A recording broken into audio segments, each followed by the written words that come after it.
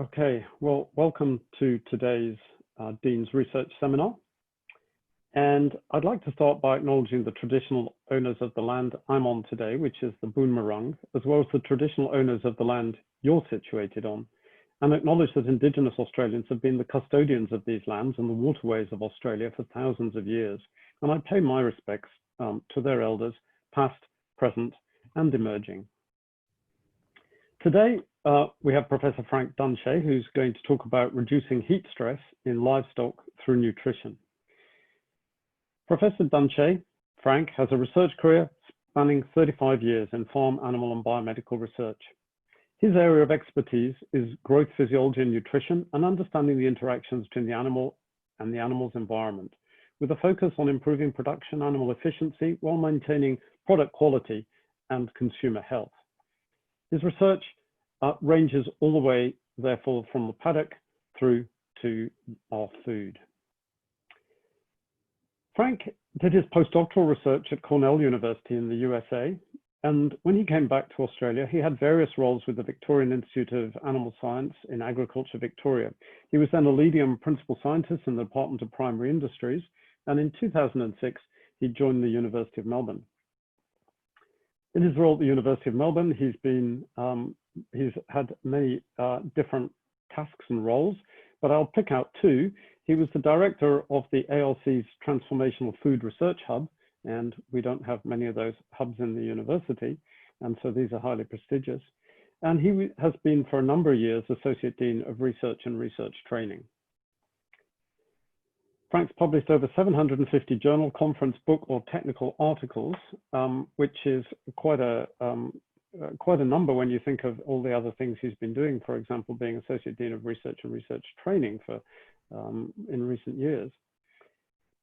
He's won a number of awards. In 2004, he was awarded the Daniel McAlpine Outstanding Achievement Award for Innovation in Agricultural Research for his biomedical and functional food research. In 2007, he got the Minister of Agriculture's prize for reducing, replacing, and refining the use of animals in research.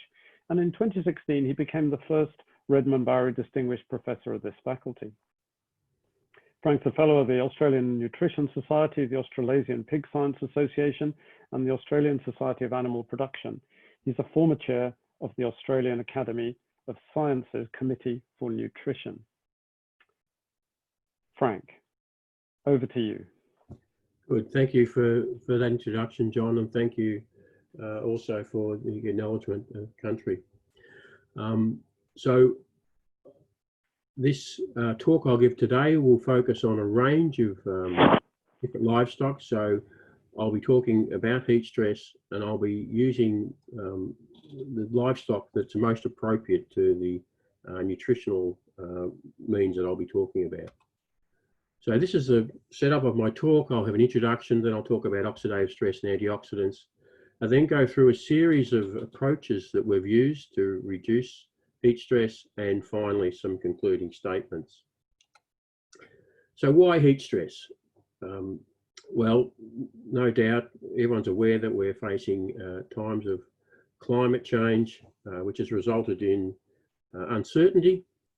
And what we're seeing with respect to heat stress, in fact, we're seeing more frequent hot days, and we're seeing a longer duration of the heat waves that we're experiencing. So this graph here starts back in 1910, and as you can see, as we go across time, increase in the number of extreme days, and also the length of those it's not shown here, the length of those extreme heat events is increasing, which has substantial impact on our livestock, but also has an impact on humans. Here's a link to the Victorian Government Better Health channel, just talking a little bit about heat stress and heat-related illness. In summary, heat kills more Australians than any other natural disaster. And if in fact the level of heat stress is sufficient to cause heat stroke, then that's fatal in up to 80% of cases. And as an example, during the 2009 Victorian heatwave, when we lost almost 200 people to the fires, we also lost 374 people to heat stroke. So it's not just an issue for our livestock industries, it is actually an issue for ourselves, and in particular, those that are vulnerable amongst us as well. Just a little bit of terminology before I lead off into my talk. I'll be using the term thermoneutral zone and sort of heat stress conditions or heat stress zones. What I mean by thermoneutral zone is that range in temperature, humidity and activity that an animal, or in fact a human, can control their body temperature by losing heat to the environment through a variety of different means, either sweating, panting, wallowing for some species, in particular pigs, and losing heat to the environment through the skin. So that's where we're not accumulating heat. Also, it's important to realise that it's not just temperature that impacts upon heat stress, it's humidity and also the level of activity that someone or an animal might be undergoing. Heat stress conditions, well, that occurs when the temperature, humidity and activity is beyond that where the animal can control their body temperature, and that results in the accumulation of heat and, if left unchecked, eventually heat stroke. So that's what I'm talking about when I'm using the term thermoneutral or heat stress conditions. And of course, those heat stress conditions also vary depending upon the species. Some animals are more susceptible to others.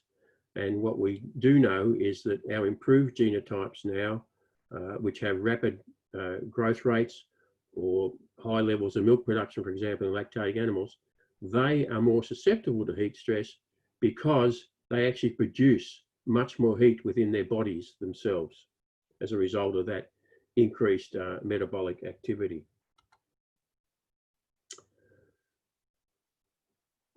Right, this is an excellent summary of what happens as environmental heat increases. That was put together by one of my colleagues, Jeremy Cottrell. So on this, if we sort of lead across on this arrow here, we're starting down here within the thermoneutral zone, and we increase heat as we move across this arrow. What happens as we increase that heat is an animal will reduce their feed intake. That is to reduce the amount of heat that's being produced. They'll also reduce activity, and in lactating animals, they'll reduce the amount of milk that they're producing. And all of that is targeted at reducing metabolic heat. So the amount of heat that's being produced by the body, and therefore less heat to lose to the environment. And some of our nutritional strategies will focus on how we might reduce metabolic heat. The other thing that happens is within the gastrointestinal tract, under thermoneutral conditions, most, or not most, but a large proportion of blood flow is directed towards the gastrointestinal tract. And that's to aid in those important organs and also to aid in absorption of nutrients from the gastrointestinal tract. What happens as we increase heat stress is that, in fact, the blood flow is repartitioned from the gastrointestinal tract to the periphery, to the skin. And the aim is to actually increase the amount of radiant heat loss to the environment. Now, as a consequence of that diversion of blood from the gastrointestinal tract to the periphery, we see what we call hypoxia. So there's less blood getting to those tissues, therefore there's less oxygen being taken to those tissues. There's oxidative damage because there's a buildup of oxidants. So these are compounds that are produced normally during metabolism, and they're normally taken away from the body and cleared through primarily through the lungs. But where blood flow is reduced, these oxidants or reactive oxygen species can't be taken, and they can actually cause damage to the gut and to the internal organs, and can actually result in an increase in permeability of the gastrointestinal tract, where the gastrointestinal tract components start to disintegrate, and in fact bacteria species and foreign particles can actually enter the body. So we will look at some of the ways in which we might increase this radiant heat loss through increasing blood flow to the skin, and also look at a range of compounds that may actually improve this oxidative damage and reduce these effects on the gastrointestinal tract permeability. The other thing that happens is that respiration rate increases. So in an effort to get rid of heat from the body, we increase our respiration rate, or animals increase their respiration rate. We probably typically look at this as dogs panting. This is a major way that dogs will get rid of heat through the lungs, so through evaporative heat loss. And we will target ways of helping this as well. So the nutritional strategies that we've used over maybe the last decade have actually focused on trying to target metabolic heat, trying to target this radiant and evaporative heat loss. And just to give you an example, this is a relatively old textbook, but here we have a human and a dog under cool conditions, so thermoneutral conditions, or under heat stress. And the intensity of this red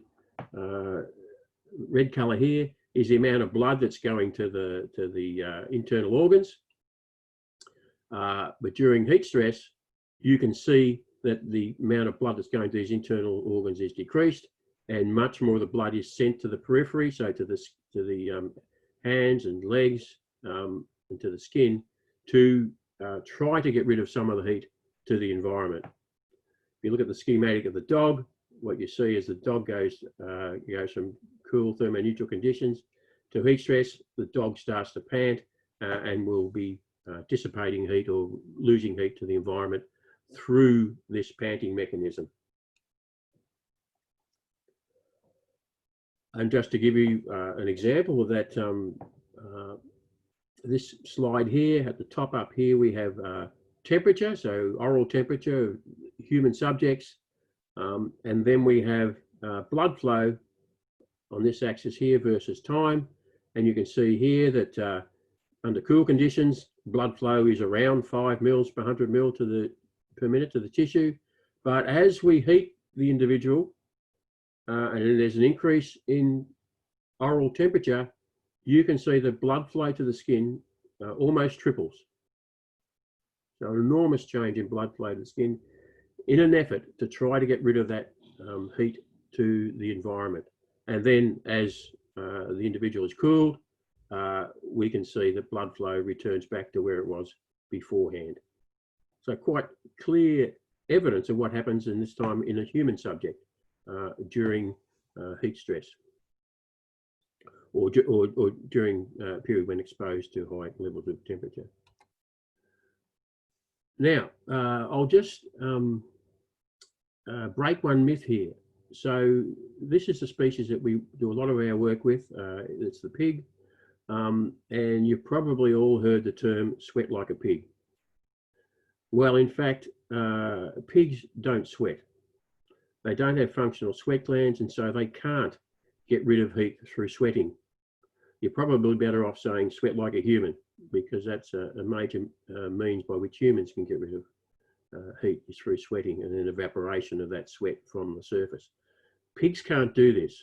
So the ways in which they get rid of heat are, one, through wallowing. So this is why pigs in the wild will form wallows where they'll roll around in water and mud to cool their skin, to dissipate heat that way, or they pant. So here you see a pig under thermoneutral conditions, breathing quite normally, and here is a pig, and this pig would be at probably 35 degrees. So, you know, they would be exposed to much higher temperatures than this during summer, but at 35 degrees, you can see the pig has their mouth open and is panting probably close to 150 to 200 pants per breaths per minute. And I challenge anyone to try to pant at 150 pants per minute. See how long you can keep that up for. It really can be quite distressing.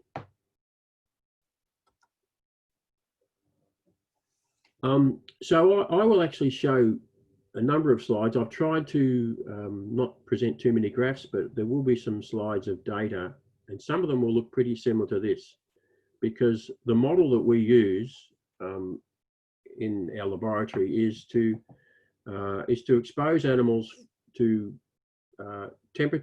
elevated temperatures between 9 o'clock and either 3 o'clock or 5 o'clock, somewhere in the afternoon.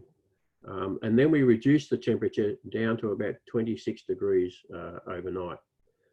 So this is in an effort to mimic what happens during the day as the temperature increases from 20 degrees to say 35 degrees. Well, sorry, 20 degrees is the thermoneutral animals. 35 degrees would be the animals that are exposed to heat stress. And what we do is that we then drop the temperature to 28 degrees for these animals that are exposed to the high ambient temperature. And the reason we do this is to, again, simulate what happens in summer when the temperature might not drop completely overnight, because the normal mechanism that operates for ourselves and for animals is that heat that we accumulate during the day, we're able to get rid of from the body at night time if the temperature drops low enough.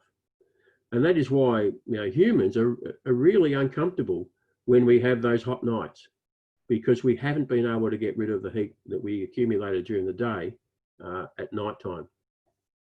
But a typical response that you might see in a pig is that temperatures are normally around 38 to 38.5 degrees under thermoneutral conditions. It goes up a little bit over the day, but that's because the pig eats, and so when they eat, they actually get there's an increase in the amount of heat being produced by the body. So there's a slight increase over the day, and that'll then decline overnight. But you can see that in the pigs that are exposed to heat stress, they're already higher at 9 o'clock in the morning, because we've actually kept the temperature at 26 to 28 degrees overnight. And as we increase the temperature to 35 degrees, we get an increase in rectal temperature, which reaches a plateau during the afternoon. So the difference is, almost 2 degrees in rectal temperature at this at the hottest part of the day. If you look at respiration rate, so as I mentioned earlier, the way that pigs get rid of heat from the body is to a large extent through increased respiration rate or breathing. You can see that thermoneutral conditions, around 25 to 30 breaths per minute. As we increase the heat, we can see that these pigs in this example were actually breathing at 200 breaths per minute, so over 3 breaths per second.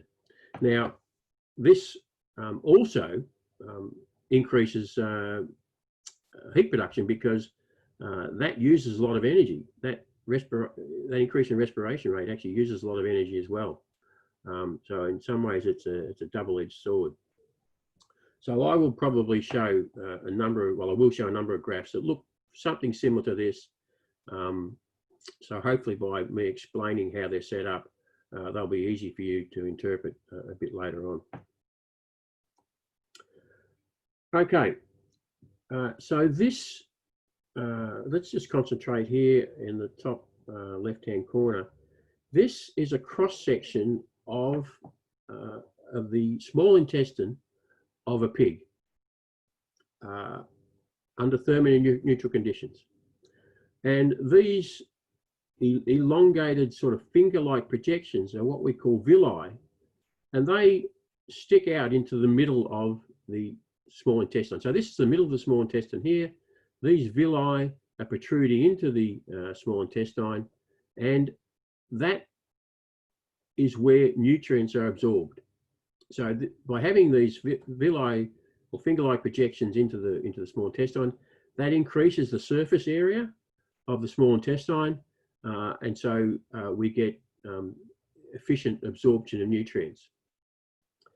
between these villi, we have areas that can actually open up during damage. So you can see here that these crypt areas here are actually sealed. So there's no invasion of bacteria or no invasion, possibly of invasion of material. But after only 2 hours of heat stress, so this is, I think 40 degrees, this work was done at Iowa State University. You can see that these villi have started to get smaller. They've started to what we say slough off. So blood and mucus and tissue has been released in the small intestine, and you can see that we start to see opening up here of the intestinal epithelium. And as we get out to 6 hours, you can see these villi have sloughed off, and there's all sorts of opportunities for absorption of bacteria or foreign particles here. So this is only 6 hours. So this is the sort of thing that we could experience ourselves, and the same sort of thing would happen. I think one of the analogous occurrences that happens in particular to long distance runners is we hear about runner's gut. Well, runner's gut is actually very similar to this. The cause is slightly different, but it is actually the partitioning of blood away from the gut towards the periphery. In runners, it's towards the muscle, but it results in similar sorts of damage, and this is why there can be some quite catastrophic effects in some of the long distance runners. So many people actually think about heat stress as a disease of the gut. And animals can do all sorts of things if we allow them. Here we have some dairy cows at our farm at Dookie. They're seeking shade under hot conditions. Here's one cow here. This was in 24th of December 2018. A week later, you can see that she's got open mouth panting because the temperature is much higher, and she's seeking shade. And you can even see these sorts of things where dairy cows will seek out water and stand in troughs. So there's a whole lot of different behavioural changes that animals will attempt to do. And so it's important that we provide shade and we provide water and we provide cooling wherever we can to help with animals under heat stress. And they do not replace, the nutritional strategies I'll talk about don't replace these management strategies. We must do this. The nutritional strategies I'm talking about are actually adjuncts to good management. So that's a fairly long introduction, but it'll help lead into the rest of my talk. So oxidative stress. So this is when there's an excessive production of what we call reactive oxygen species, oxidants. And this is a normal occurrence during metabolism. We produce these reactive oxygen species, and they're generally cleaned up by antioxidants. So we've all heard about antioxidants that appear in a number of different foods that we eat. However, if there's a deficiency of antioxidants, then that antioxidant system can fail. There's insufficient antioxidants to mop up and clean up these reactive oxygen species, and we get a change in this balance, and we'll get oxidative damage. And we see this during heat stress. We've focused on two antioxidants, vitamin E, which is a lipid-soluble antioxidant. Probably many of you have heard of vitamin E. And we've also looked at selenium, which is a trace mineral that is an active component of many of the enzymes that are involved in protecting against oxidation. And this, as I said, this is similar to the graph I showed before, but this is a study that was done by Surinder Chauhan, where he was looking at the effect of vitamin E and selenium in combination on heat stress in sheep. So a similar model to I showed before, heat stress during the day, and we dropped the temperature down to about 26 degrees in this study. If you look across here, these are the animals under thermoneutral conditions, either fed the control diet, or a diet that contained very high levels of antioxidants. There's no real difference here in respiration rate. But what you see under the high heat load is that, in fact, these antioxidants will reduce respiration rate. Now, it might not look like much. It's about 20 breaths per minute, 15, 20 breaths per minute. But that is an important protective mechanism. And similarly, rectal temperature is increased. So rectal temperature increases over the day as the heat load increases. But those animals that were fed the diet that contained what we call super nutritional levels of selenium and vitamin E had lower rectal temperature. And if we first of all look at the control animals here, so this is the control animal fed a normal diet containing what we would consider to be normal levels of vitamin E and selenium to optimize growth. We see during heat stress that there's a 14% reduction in feed intake. So that occurs as the animal tries to reduce the amount of heat that they're producing in their body. If we look at those animals that were fed the super nutritional levels of selenium and vitamin E, you can see that feed intake is maintained. So these animals here, under heat stress conditions, were able to maintain a similar feed intake to what they did before, and they had lower respiration rate and lower rectal temperatures. So quite clearly, these levels of vitamin E and selenium can protect against heat stress. You know, not completely, but they can actually be an aid. And I'll just show you here. So this is a video of sheep in the same room. So this is a room under heat stress conditions. Okay, here's this one is fed the high selenium and vitamin E diet.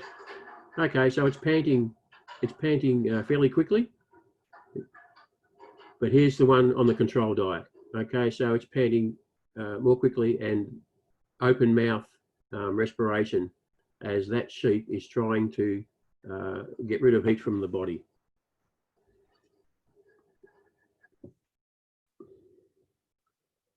So as you can see, those sheep were in side-by-side pens, quite clearly displaying different responses to that environmental temperature. Okay, so I just showed this before. So this is the sort of damage that you can get. This work was done by Fan Liu in pigs now, and what he measured here is what we call transepithelial resistance. So this is the resistance of the small intestine under either thermoneutral conditions or heat stress conditions. Now, the more resistant that small intestine is, the higher the sort of the transepithelial resistance, the more likely it is to be protected against damage. Now you can see what happens at this this low level of selenium and vitamin E when you expose them to heat stress. There's a reduction in this transepithelial resistance, so likely to be some damage to the gastrointestinal tract, to the small intestine. So this level of selenium, 0.2 and 7, and vitamin E, 17, this is the normal amount that we feed. This is the normal amount that we feed to have these animals grow optimally under thermoneutral conditions. It's not deficient. As we increase the amount of selenium and vitamin E, we see a slight increase in those under thermoneutral conditions, but more importantly, we see an increase in those animals exposed to heat stress, such that at this high level of selenium and vitamin E, the animals exposed to heat stress have the same transepithelial resistance as the thermoneutral animals at this lower level of selenium and vitamin E. So quite clearly, it's reversed this effect here. This decrease here has been reversed by these high levels of selenium and vitamin E. This slide here is actually the reverse. This is transepithelial resistance measured using, this is 4D dextrin permeability. So this is the permeability of the gastrointestinal tract.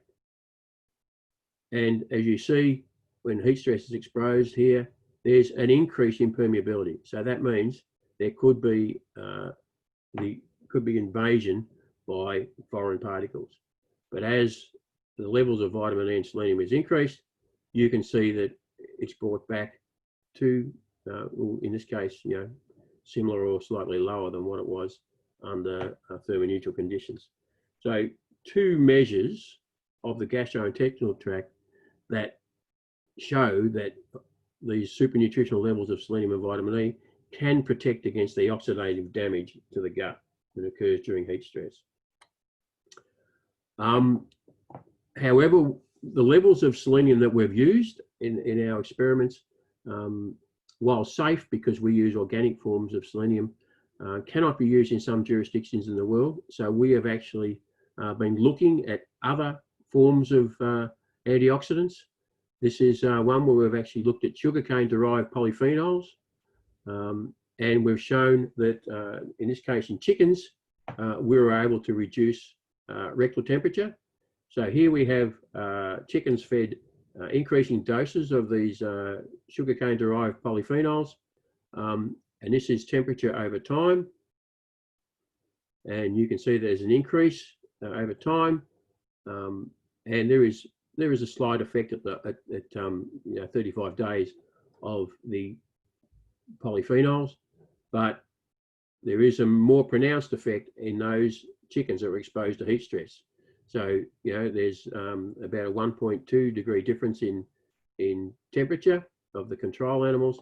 And you can see that as we increase the dose of these polyphenols derived from sugarcane, there is an improvement in rectal temperature or a decrease in rectal temperature. Similarly, if you look at respiration rate, these are the blue here are the chickens under thermoneutral conditions fed to different levels of polygain or dietary polyphenols.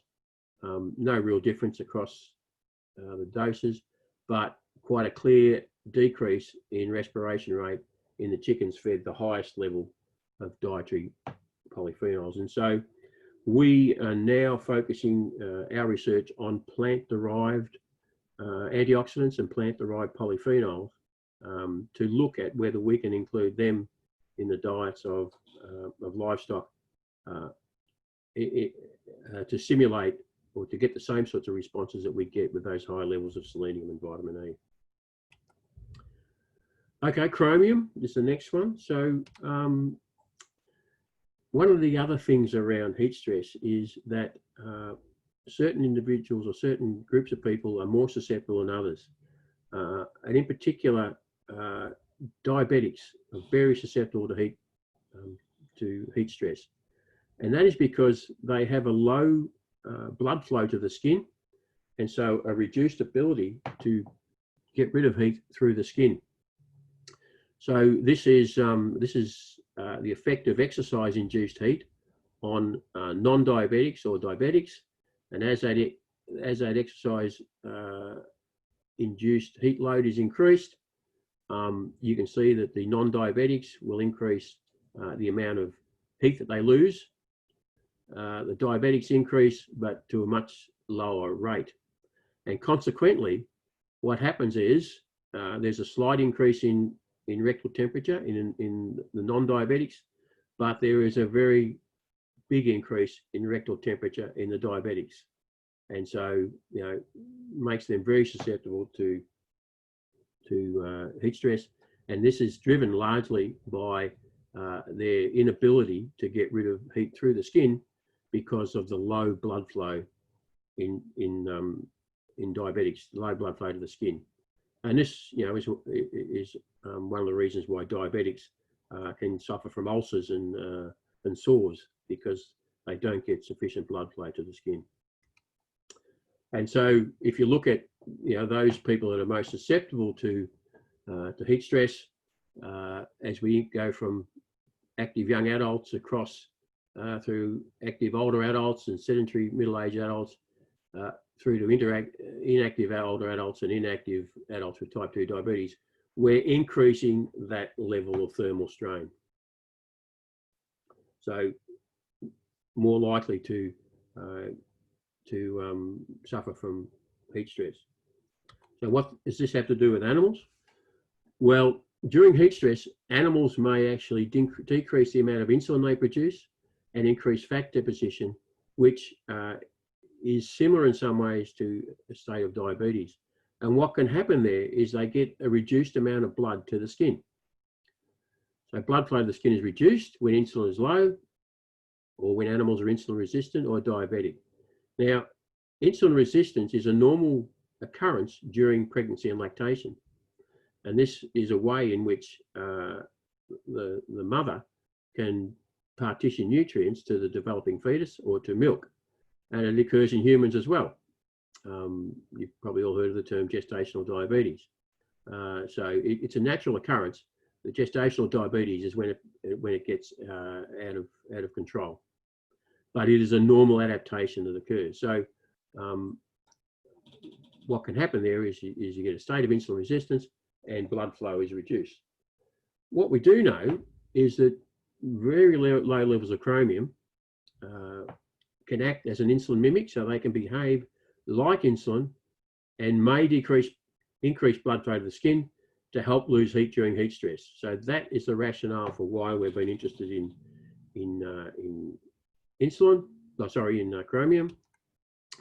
I don't expect you to take anything home from this, but we've just published a paper last week showing that that chromium picolinate improves gene expression associated with insulin signaling in the pig, in both muscle and adipose tissue. So we've shown that that dietary chromium will upregulate those genes that associated with insulin signaling. So our theory is correct. And if you look at what happens when we actually feed dietary chromium, in this case picolinate, same models before. Here are control animals down here with and without the chromium diet. You can see that chromium reduces rectal temperature and decreases respiration rate. So clearly showing some effects on ability to handle heat stress in pigs. And if we look here in sheep, this is rectal temperature and respiration rate over a 20-day period. There is a reduction in respiration rate and in rectal temperature, supporting the effect of dietary chromium on protecting against heat stress. Betaine. Now, betaine is a natural compound, trimethylglycine. That is, the commercial sources are largely found in sugar beet, but it also occurs in a wide variety of different plant species. It acts as an osmolyte. It improves hydration and tissue fluid balance. And because it does that, it can actually reduce energy expenditure as it maintains ion balance within cells. Now, just to explain what I mean here, this is a cell here that is perhaps under hyperosmotic stress during heat stress.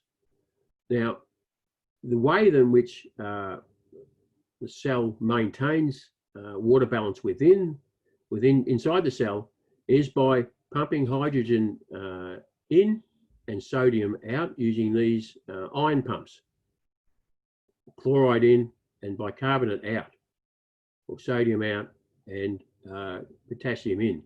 So by pumping these ions, it can maintain the concentration of ions within the cell. It maintains water balance, the cell volume is maintained, and but however, there is a high cost in running these pumps. So they produce a lot of heat. The way in which betaine works is, in fact, betaine passes into the cell through passive and active transport, and it can maintain osmolarity in there without the need, or with a reduced need, for these pumps. And because these pumps aren't as active, there's a lower energy cost, so the animal is producing less heat. And they can use that heat then to either grow or to well, protect against heat stress. So here we have similar study. This is in pigs. Respiration rate here in the control animals, it's reduced by betaine. Another study, this time in chickens, thermoneutral here. This time we've got control, a betaine diet, an antioxidant diet, and betaine plus antioxidants. And you can see that the betaines and the antioxidants, so this is selenium and vitamin E, they all reduce respiration rate as well. But the other added benefit of betaine is that, in fact, it can actually protect the gut as well. So here we have epithelial resistance in the ileum, which is the small intestine, the cecum, which is part of the large intestine, and the colon, which is again a part of the large intestine. When those animals are exposed to heat, there's a reduction in that resistance, which is a bad thing. When you have heat plus betaine, the effect is again reversed. So not only are we getting reductions in respiration rate and in rectal temperature during heat stress with betaine, we're also getting improvements in gut function.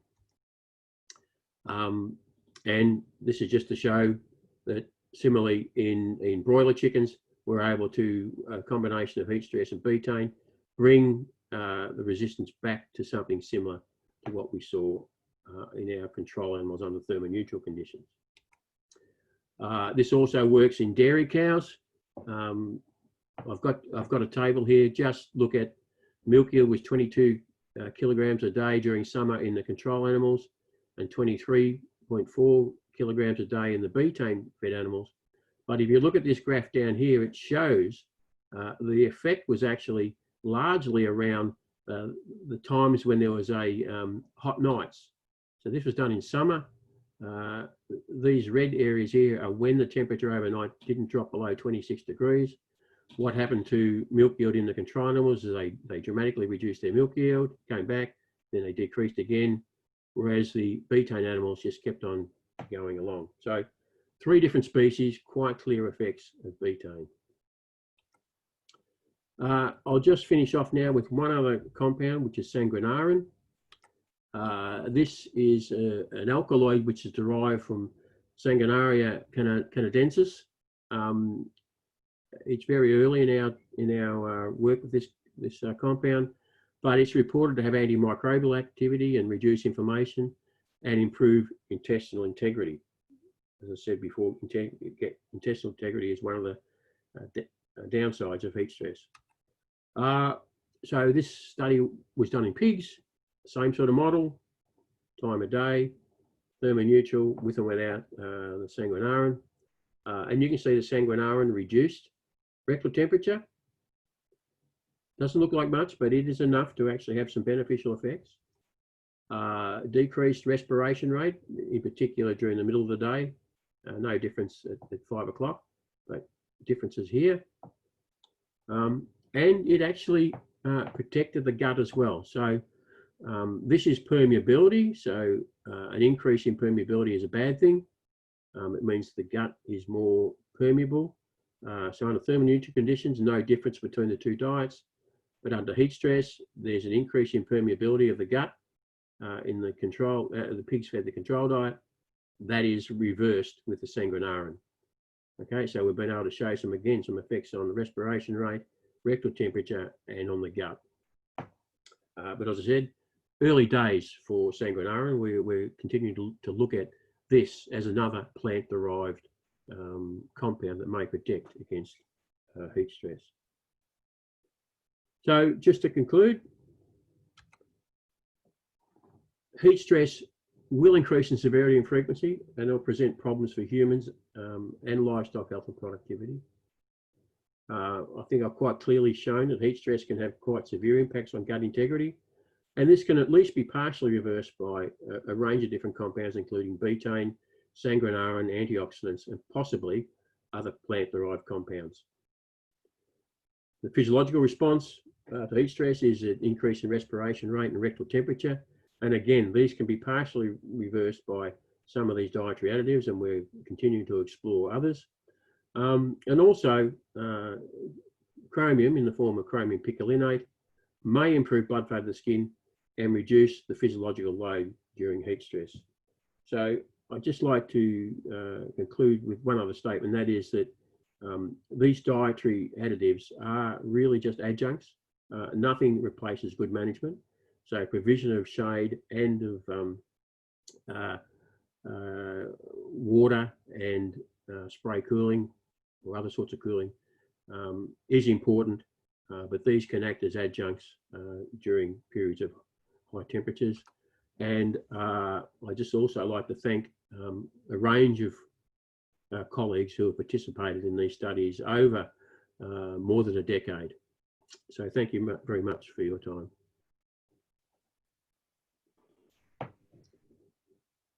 Thank you, Frank. Now, questions, please put the questions in the Q&A, not in the chat. And I see there are a few there already.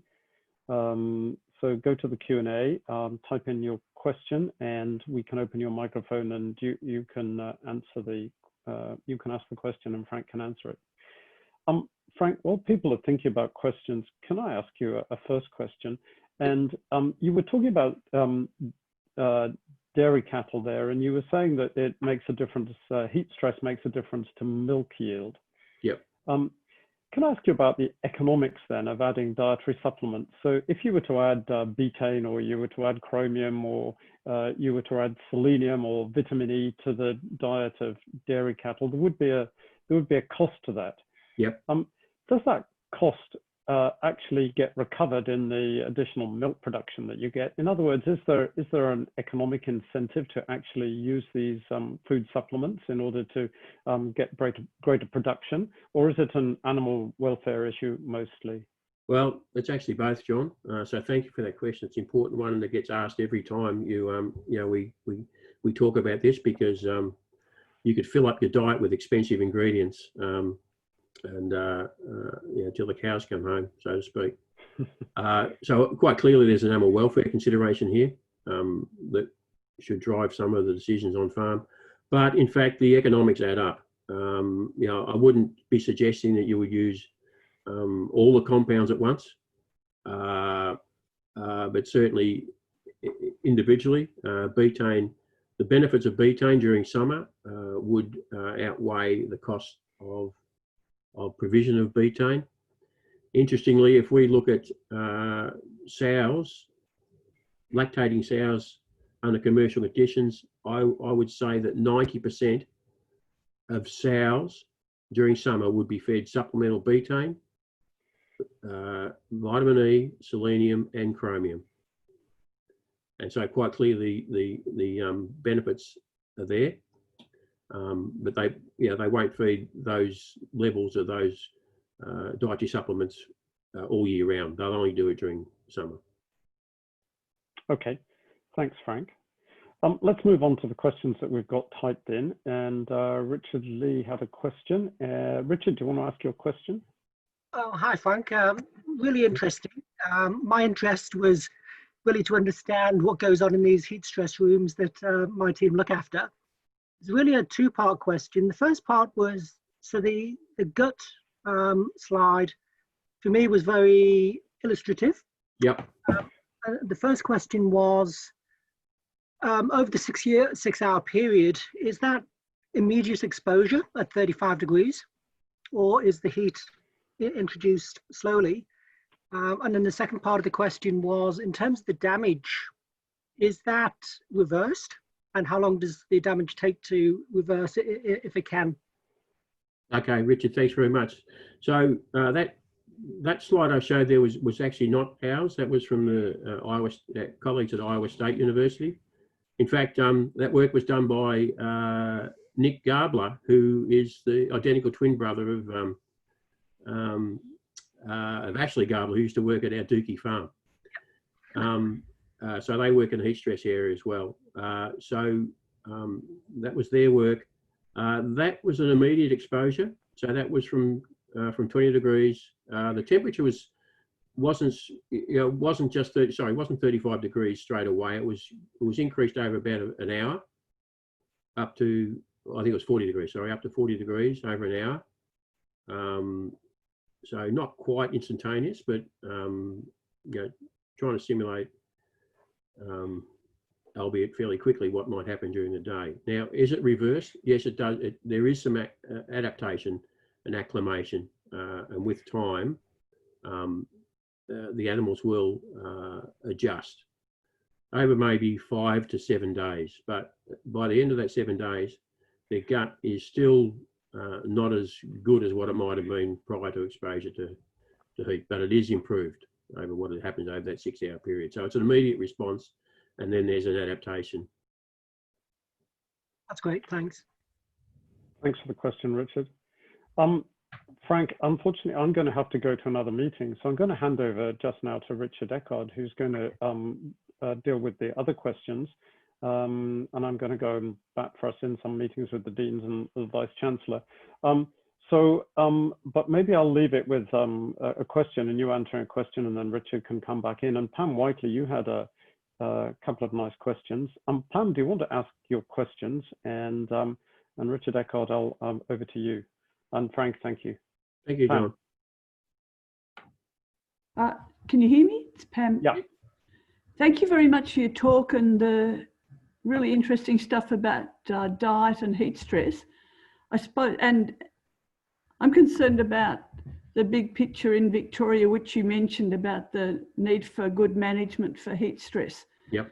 And so for livestock out and about, it seems that, you know, the canopy shade is a really important thing, and it could be a triple value thing with improved production, improved animal welfare and biodiversity. So I wanted to ask you about that. And then obviously for intensive animals, it must be a huge problem too, with large numbers of animals in sheds and things. I think it's a really big animal welfare issue for Australia and Victoria.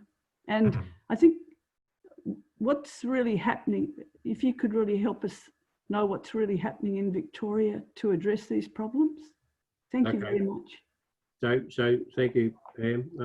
Look, provision of shade is absolutely critical for sheep and cattle, and so as you say, it's a triple win situation. There are all sorts of reasons why you would have shade, but animal welfare is a major consideration. Equally, you know, around the dairy, you should have shade and spray cooling or fan cooling as well, as much as is feasible. You should obviously be providing water in the paddocks as well. For animals in sheds, so if you think about chickens, in fact, probably not an issue for chickens because their environment within the shed is very well controlled within their thermoneutral zone.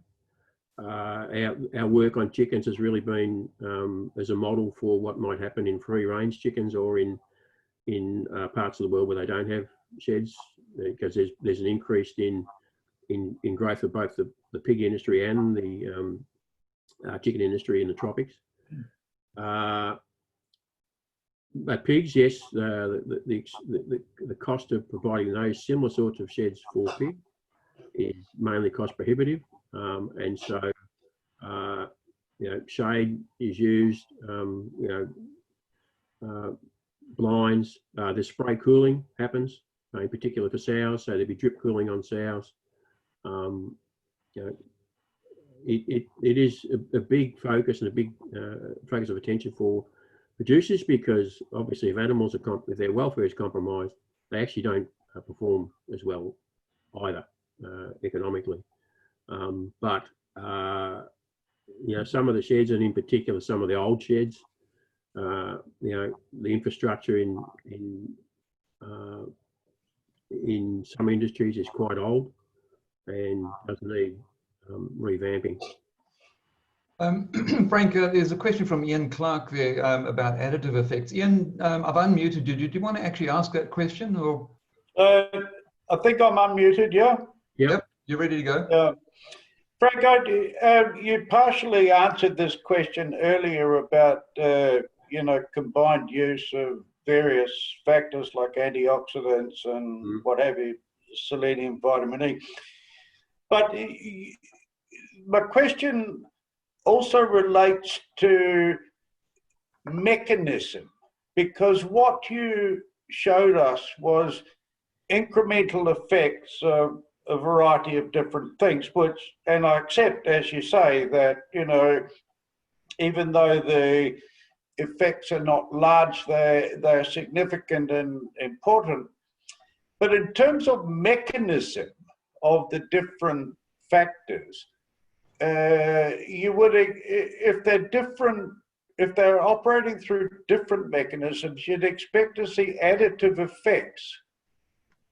So really my question is, is there any evidence for that?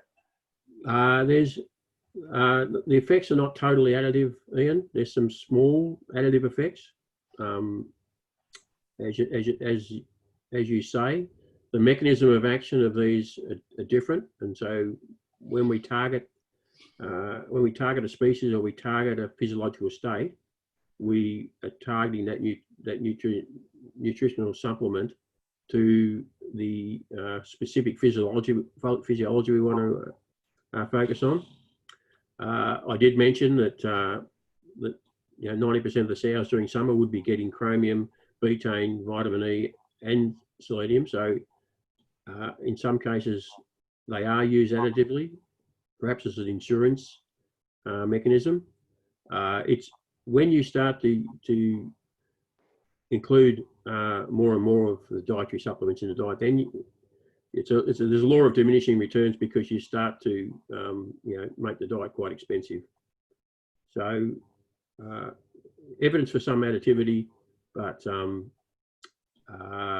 many cases the economics don't stack up.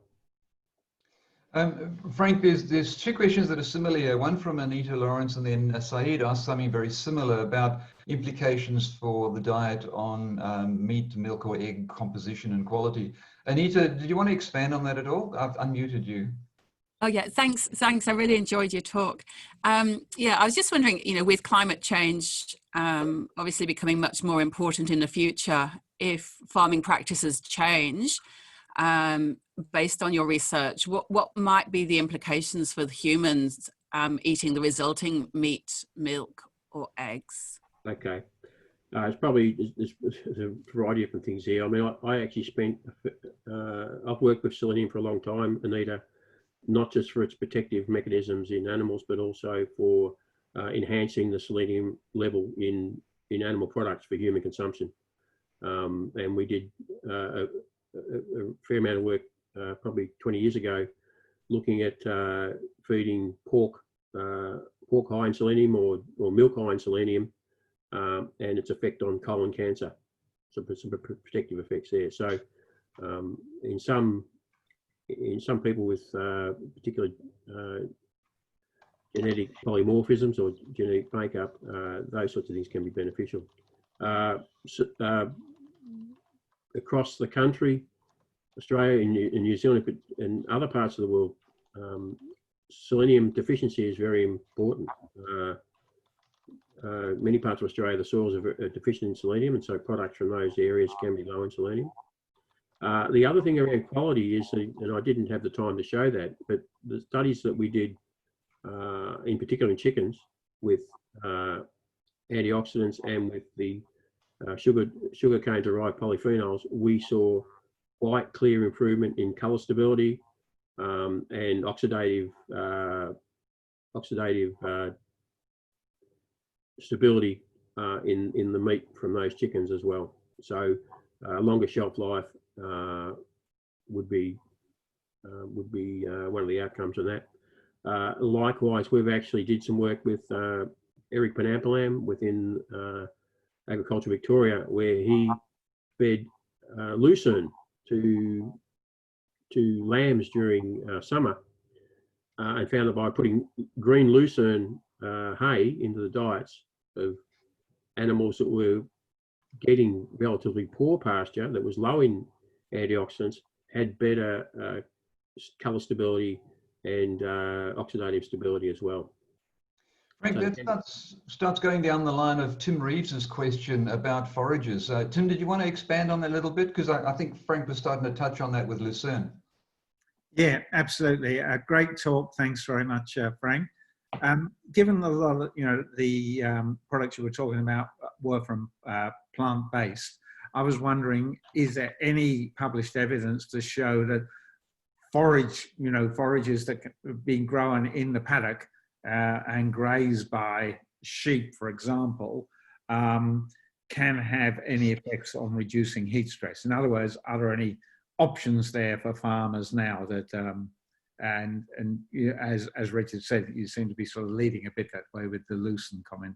Yeah, well, that would be ultimately the mode of delivery that I would prefer, Tim, is if we can develop forages that are actually high in these polyphenols. And so one of our students is going to be looking at chicory and lucerne in chickens at first, and then demonstrating a proof of concept before we might go and look at extensive livestock systems. Okay. But the other thing is around the world, there could be all sorts of different forages and fodders that are being used that just haven't been tapped into yet. Thank you. Right, and I think in your talk, Frank, you mentioned you were interested in looking at more naturally sourced compounds anyway. So yeah, absolutely. A final question from Ben about are you surprised that monogastrics and ruminants given their different digestive physiologies? Ben, did you want to expand on that? Yeah, sure. Look, I think Frank might have touched on it when he was talking about Ian's question. Yeah, Frank, I was just wondering, when you prepared these diets and you sort of fed to ruminants and monogastrics, and you seen similar effects, and yet their physiologies are so different. Is the answer because you already anticipated that they would be different, and you protected the protein or the compound in certain ways so that the rumen wouldn't tear it apart? I mean, could you comment on that? Oh, well, yeah, whether you have to protect it from the rumen or not, because for those people who don't realise, the rumen in ruminants, the forestomach, is a large fermentation vessel that can often digest things that we feed, and that's the good side of it. But sometimes we might want to provide supplements that are digested in the rumen. Now, the selenium and betaine, for example, enter into some of the microbial cells and then pass into the small intestine. So they do bypass the rumen. Vitamin E to a lesser extent, but we're feeding relatively high levels. The other thing, Vern, is that with respect to mechanism, the post-absorptive mechanism. So once they've been digested and entered into the body, the mechanisms, the metabolism is very similar between ruminants and monogastric. Albeit they might use different energy sources, but the physiology is fairly similar. It may well be that the polyphenols, we might need to do the opposite. Actually, not increase. May have to increase their digestibility so that we get them absorbed in the forestomach. Okay. Yeah, no worries. Yeah. Frank, you mentioned the sugarcane polyphenol. We've been having some dialogue about that. Polyphenols are a very large family of compounds. Do we understand what it's doing? Look, you're right. A very large family, and in fact, the composition of that sugarcane polyphenol extract is really complex, and we haven't dived down into which of the actual compounds are specifically those that are active. It could be that that's an additive effect. If I go back to the lucerne story, it's not just the vitamin E content of lucerne. There's vitamin E plus other compounds in the lucerne that are providing that benefit, because we fed vitamin E at similar levels to what's found in lucerne, and we didn't get the same responses. So there could be some additive responses. I suppose the economics of isolating the compounds that are active would probably count against using it in livestock species. it might be useful for medicine though. Well, I think we're right on time, and that's been fascinating, Frank. And I think this is an area of research that's not likely to go away with climate change increasing the priority of heat stress and animal welfare concerns associated. So, you know, nice to see a deeper dive into the science of behind the modes of action of these. So, thanks very much, Frank, and thank everyone for attending. It was a great insight. Okay, cheerio. Thanks, Frank. Thank you.